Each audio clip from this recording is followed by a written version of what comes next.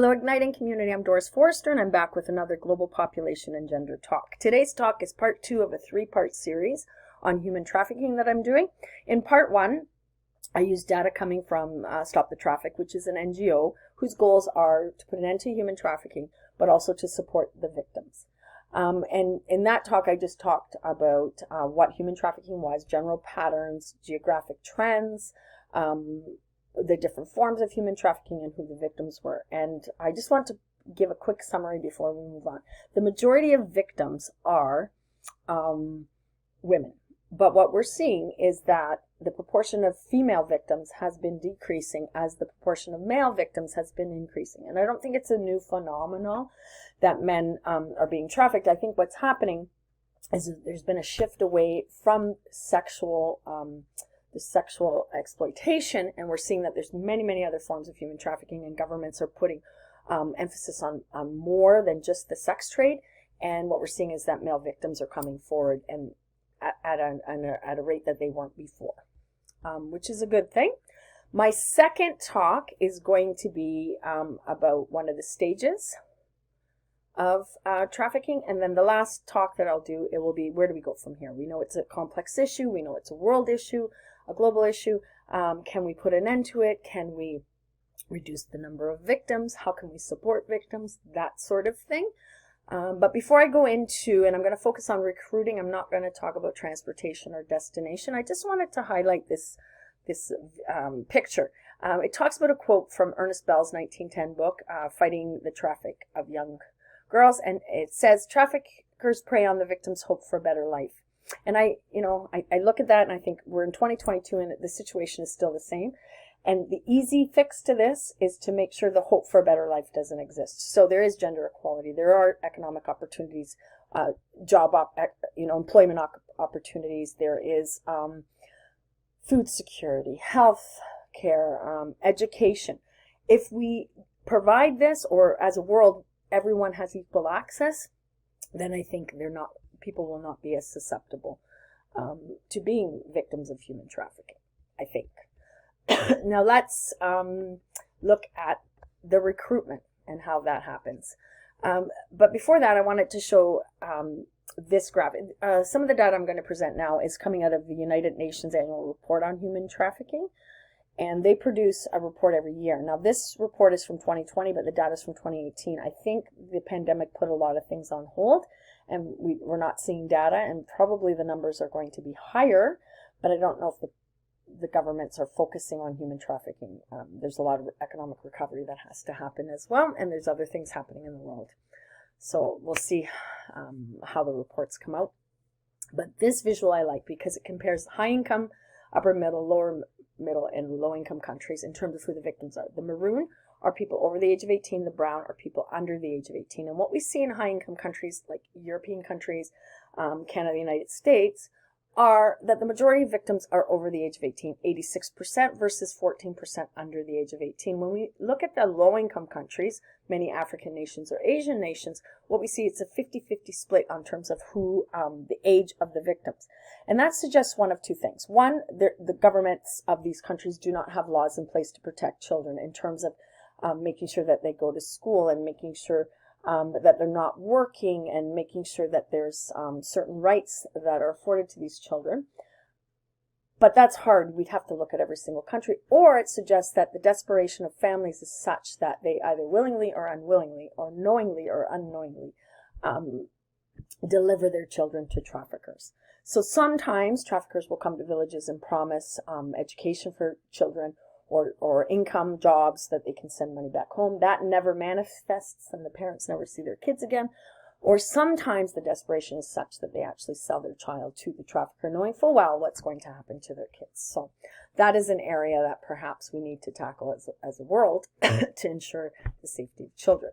If you look at this visual, this looking at who the victims are in terms of their vulnerability, and most victims are vulnerable in some aspect. It's not to say that there's never been a victim that, didn't have one of these vulnerabilities, but the majority of them, there's some need.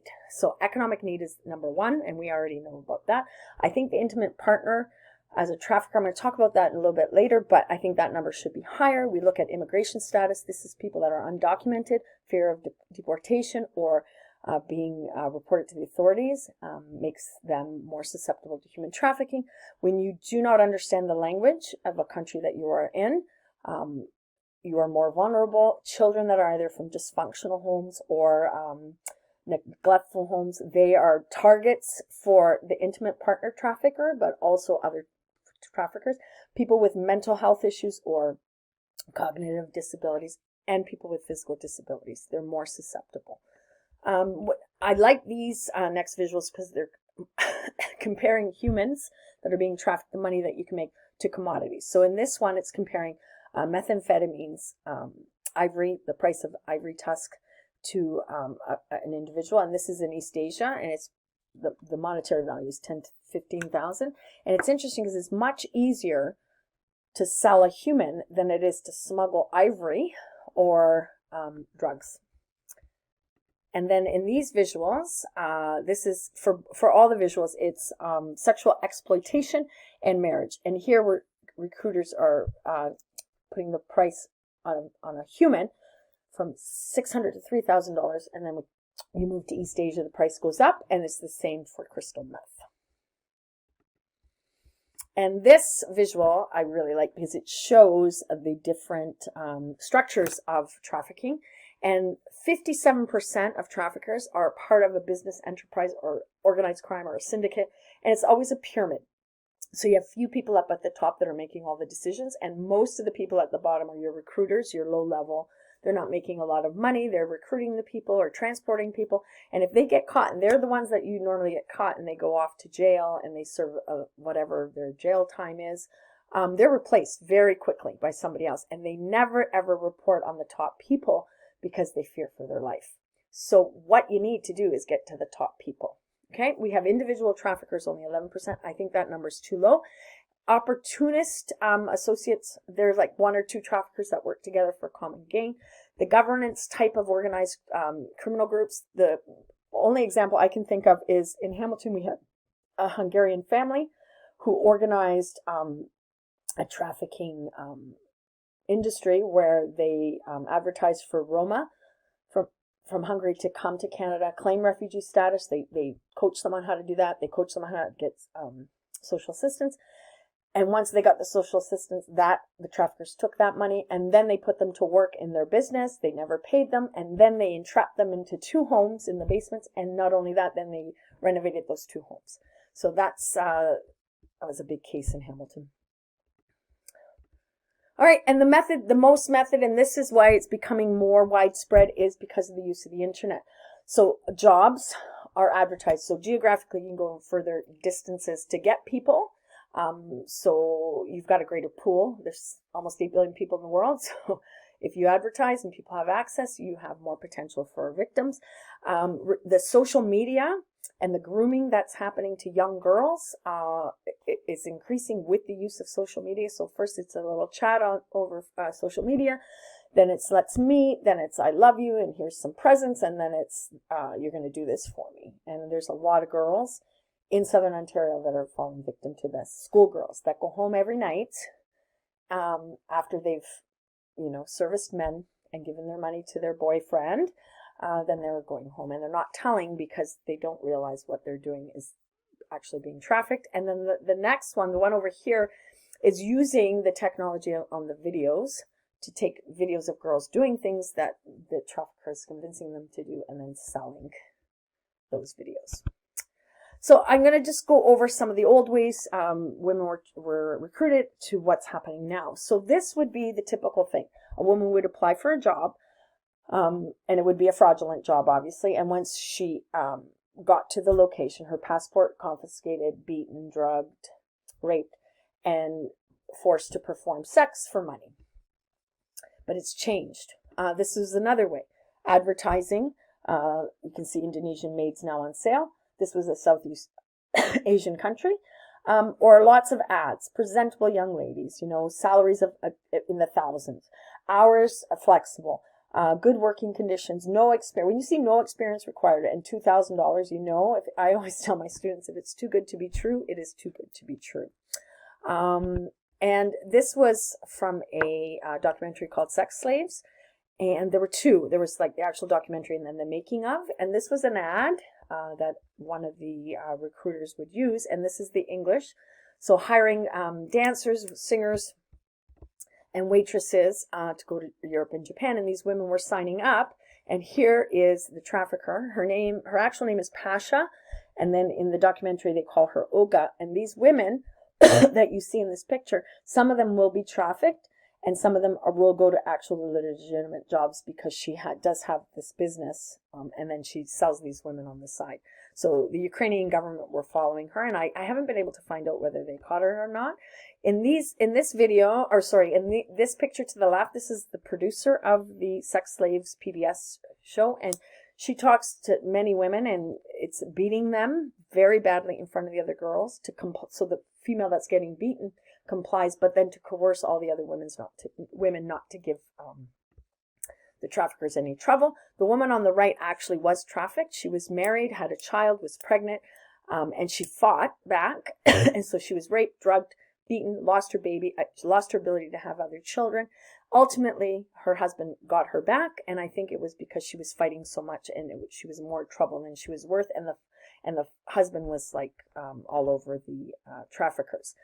The other case is recruiters. You pay a recruiter to get you a job overseas, and then you're indebted. And so you never get out of debt, and all the money that you do make at a legitimate job goes to the recruiter. That's also happening. But I wanted to talk about the Romeo Pimps, and in Netherlands, the first time I heard about it, they were called lover boys. And basically, they earn the trust of females. They're their boyfriend, and then ultimately, at the end of the relationship, the women are being trafficked in the sex trade, and the money's going to them. So I wanted to highlight just a couple of women that I find very inspirational. I read this woman's book, Traffic My Story by Sophie Hayes. So she had a telephone friendship with a man, and he convinced her to go to Italy with him, and they met, and then all of a sudden she became prostitute, and he took her money. And the interesting thing was he would leave very often, leave Italy and leave her there, and she was still going out every night making money, and when he got back she'd give it to him. And then one day she just woke up and thought, this is not right, and went to the authorities and was able to get herself out of that situation. And now she's started the Sophie Hayes Foundation to help other women, and I find her very inspirational. Here's another girl. She is from woman. She's from the Durham region, and she was a teenage mom, and she found her friends left her, and she was lonely, and this gentleman came along at the right time and professed his love for her, treated her really well, bought her gifts. Then all of a sudden he started forcing her to go have sex with men, and she would go visit her mom and never tell her mom what was happening because that was her boyfriend and he loved her. And then finally she realized, I don't know what made her realize it, but she realized this is not the life for me, and reported him, and he was charged, and she went to her mom. This is, it happens in a lot of the lower income countries where there's that association. So there'll be like a strip of bars and there's tunnels, and the women will go from bar to bar to bar. And if there's like a raid in one club, they go to the other ones. I've seen videos where when there's a raid, they're trapped in the ceiling and there's hardly any air, or in the wall, or they're kept in the closet. So they are there, and they're so afraid that they're afraid to even go to the police.